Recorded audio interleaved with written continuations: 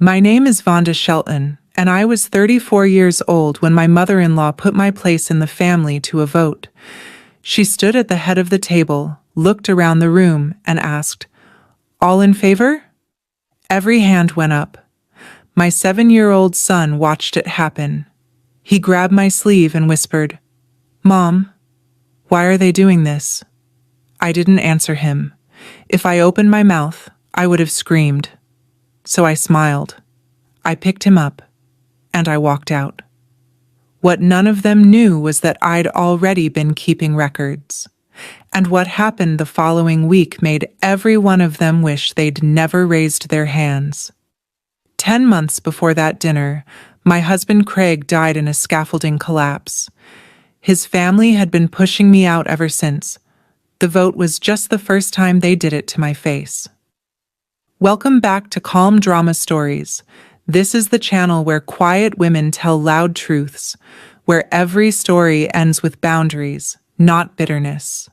If you've ever been told you don't belong at a table you helped build, this one's for you. Drop a comment and be sure to subscribe. Craig Shelton was 36 when the scaffolding gave way at a commercial build site in Waynesboro. He was a construction supervisor, steady hands, quiet voice, the kind of man who checked every bolt twice and still worried on the drive home. The call came during my night shift at Augusta Health. I was charting vitals on a 3-year-old with croup when the charge nurse touched my shoulder and said my phone had been ringing for 11 minutes straight. I answered in the hallway. The foreman's voice was flat and practiced, like he'd rehearsed it. Craig was gone before the ambulance cleared the site. I remember the smell of my own hands, hospital-grade sanitizer mixed with salt. My body couldn't decide if I was at work or drowning. Workers' comp came through. A small life insurance policy covered the mortgage for a year. The probate court named me administrator of Craig's estate, a surviving spouse formality that felt like signing someone else's homework. It wasn't much, but it was structure, and structure was all I had left.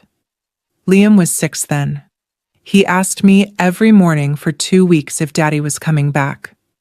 I said no every time because Craig would have wanted me to tell the truth, even the ones that broke us both.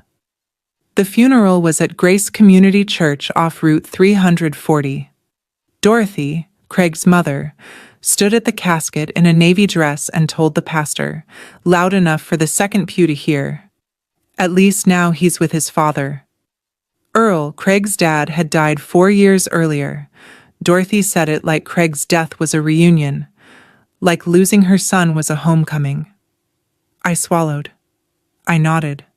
And I filed it away in the back of my brain the way nurses file the first abnormal reading on a chart. Noted, flagged, not yet a crisis. That was the first time I realized Dorothy wasn't just grieving. She was rewriting the story. And in her version, I was already gone. I built our life back in small, ugly increments. 3 night shifts a week at the pediatric ward. Drop Liam at Elkton Elementary by 7:45. Sleep 4 hours if I was lucky. 5 if Liam had an after-school playdate. Pick him up. Homework at the kitchen table while I reheated whatever I'd batch cooked on Sunday.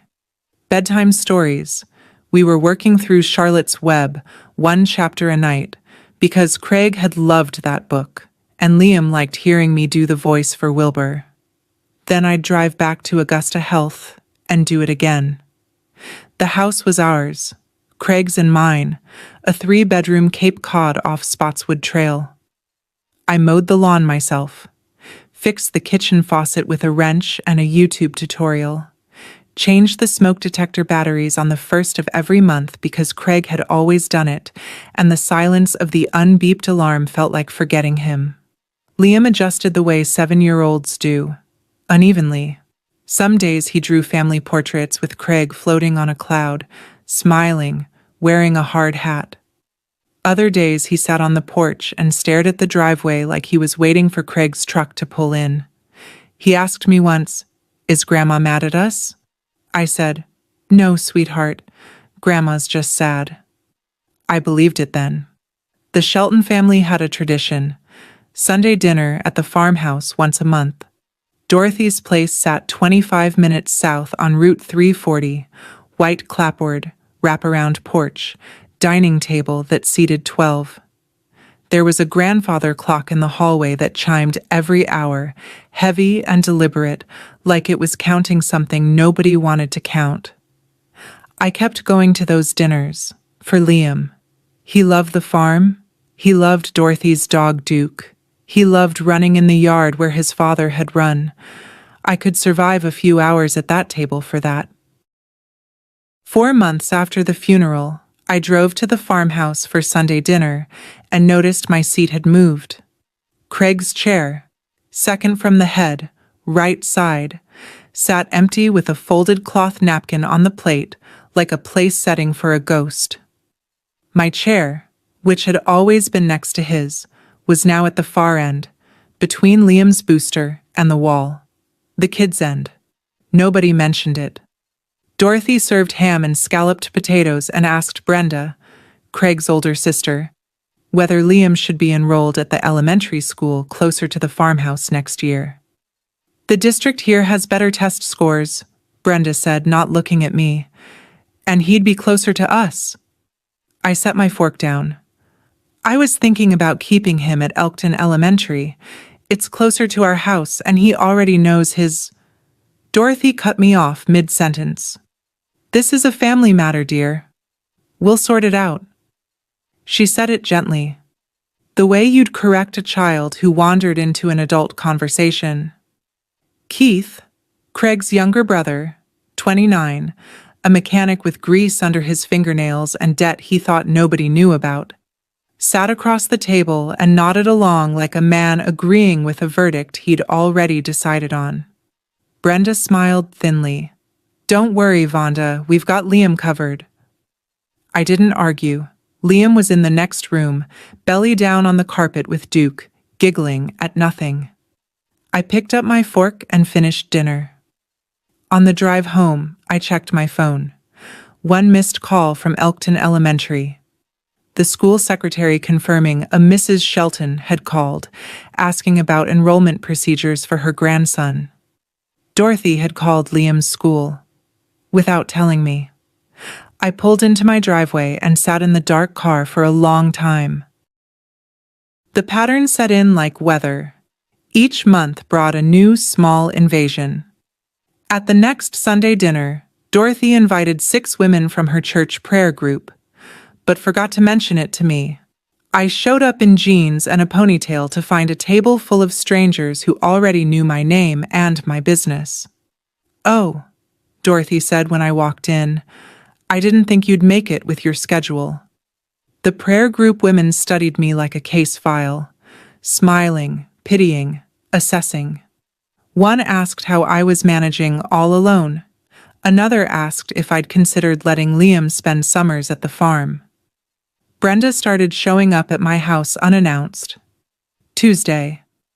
Just popping by to take Liam for ice cream. She'd have him in the car before I could get my shoes on. One time she had him for 3 hours. I called 5 times. She picked up on the 6th. "Relax, Vonda, he's with family." I said, "Brenda, I need you to tell me where you're taking my son and when you'll bring him back." She sighed like I was being difficult. "You don't really belong here anymore, Vonda. We're just helping." That landed different than the small stuff, because "you don't really belong here anymore" isn't help. It's a position statement. I started keeping notes on my phone. Dates, times, what was said, who was present. I didn't have a plan yet. I was a nurse. Documentation was instinct, not strategy. You chart the vitals. You chart the symptoms. You chart the interventions. And if the patient deteriorates, you have a record that shows you were paying attention the whole time. The family was deteriorating, and I was paying attention. Keith came by the house on a Saturday. Unusual, Because Keith avoided me the way people avoid conversations about money they owe. He parked his truck in the driveway and knocked twice, sharp and fast, like he wanted to get this over with. "Just checking if you need help with Craig's truck," he said from the porch. "I could take a look at the engine, been sitting a while." I let him in. We stood in the kitchen, me with coffee, him with his hands in his pockets, eyes tracking the hallway toward Craig's office like a compass needle finding north. 10 minutes of small talk, and then he steered. "Have you gone through Craig's stuff yet? His files, bank statements, that kind of thing?" I watched his face when he asked it. 12 years of nursing teaches you to read bodies the way most people read words. His jaw was tight. His right hand went to the back of his neck. A self-soothe gesture I'd seen on patients trying to minimize their symptoms. Keith was nervous. "Not yet," I said. "The insurance company handled most of the financial side. I'll get to the rest eventually." "Good," he said. "Too fast. I mean, no rush. Just paperwork, right?" He left 10 minutes later. I stood at the kitchen window and watched his truck back out. Halfway down the road, he pulled over. I could see him through the windshield, phone to his ear, talking fast, one hand gripping the steering wheel. I didn't know then what he was hiding, but I knew the look. I'd seen it on patients' families when the test results came back, and they weren't ready for the answer. Keith was afraid of something in Craig's files. I wrote it down. Sunday morning, 3 weeks later. I walked into Grace Community Church with Liam holding my hand, and 2 women from the quilting circle, June and Marianne, women I'd sat next to for 8 years, looked straight through me. After the service, I found them by the fellowship hall. June leaned in like she was sharing a secret. "Dorothy mentioned you've been difficult about Liam's arrangements. Is everything okay at home?" I kept my voice level. "Everything is fine, June, and for the record, there are no arrangements. I'm his mother." June blinked. Marianne tugged her arm. They walked away fast, heads together, whispering. The narrative had been set. Vonda was the problem. Vonda wasn't cooperating. Vonda was keeping Liam from his grandmother. Dorothy hadn't needed a podium. She had something better. A church network, and a reputation for grief that made everyone lean her way. On the drive home, Liam asked, "Mom, why doesn't Grandma smile at us anymore?" I gripped the steering wheel and told him she was still sad about Daddy. That night, after Liam fell asleep, I pulled Craig's flannel shirt from the closet. Red and black buffalo plaid, worn at the elbows, 2 buttons missing. It still smelled like sawdust and cheap deodorant. It smelled like being safe. I sat on the bed and held it against my chest and breathed. The next morning, Pastor Dan called. Warm voice, careful words. I was thinking, maybe a family mediation session might help everyone heal. I said, "Did Dorothy ask you to call?" 3 seconds of silence. "I just think communication could." "Thank you, Pastor Dan. I think I have a clear picture of what's happening." I hung up. Communication wasn't the problem. I was communicating fine. They just didn't want to hear it. Dorothy called on a Wednesday evening. Her voice was different, lighter, softer, the way she sounded at Christmas when she was trying. "I want the whole family together this Sunday. It's been too long since we all sat down properly. Bring Liam. I'll make his favorite, fried chicken and biscuits." I held the phone and stared at the wall. Dorothy didn't do warm without a reason. I called Rosa after I hung up. Rosa Gutierrez, 41, senior RN on my floor. The only person on earth I told everything to. "Something's off," I said. She sounded rehearsed. Rosa said, "Then don't go." Liam heard the call. He's already picking out his shoes to see Duke. Rosa was quiet for a beat. "Then go." But keep your eyes open and your phone recording nothing. Just keep it charged. You'll want to write things down after. Sunday came. I buckled Liam in and drove Route 340 south. The farmhouse driveway had 4 cars: Dorothy's sedan, Brenda's SUV, Keith's truck, and 2 I didn't recognize: a Buick and a Camry, both with church parking stickers on the bumper. My stomach dropped. 4 cars meant at least 8 people. Sunday dinner was usually 5. I added it up the way I'd run a patient count. More bodies than expected. No warning. Controlled setting. This wasn't dinner. This was an audience. Liam was out of his seatbelt before I cut the engine, running toward the porch where Duke was already barking. I sat in the car for 30 seconds, typed into my phone. June 14th, Sunday dinner. Dorothy insisted full family attendance, 2 unfamiliar vehicles, at least 4 extra people from church. Something feels staged. Then I got out of the car. I should have turned around, but my son was already inside, laughing. The grandfather clock struck 5 as I crossed the threshold. The hallway smelled like Dorothy's lavender potpourri, a scent I used to find comforting and now associated with waiting for something to go wrong. The dining table was set for 10. White plates, cloth napkins, the good silverware. Dorothy only used when she wanted people to feel the weight of an occasion. I counted seats. Dorothy at the head, Brenda to her left, Keith at the far end, eyes on his plate.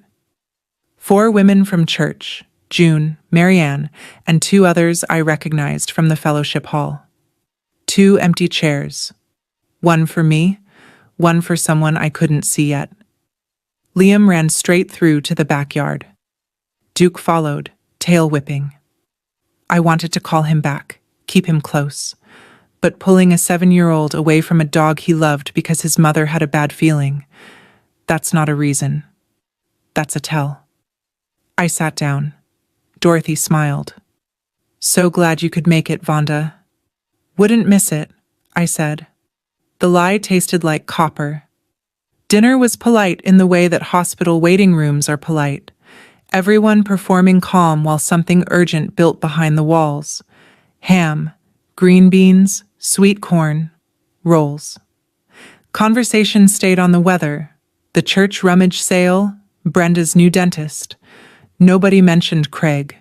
Nobody mentioned me. The church women watched me eat. I could feel their eyes the way you feel a draft. Directional.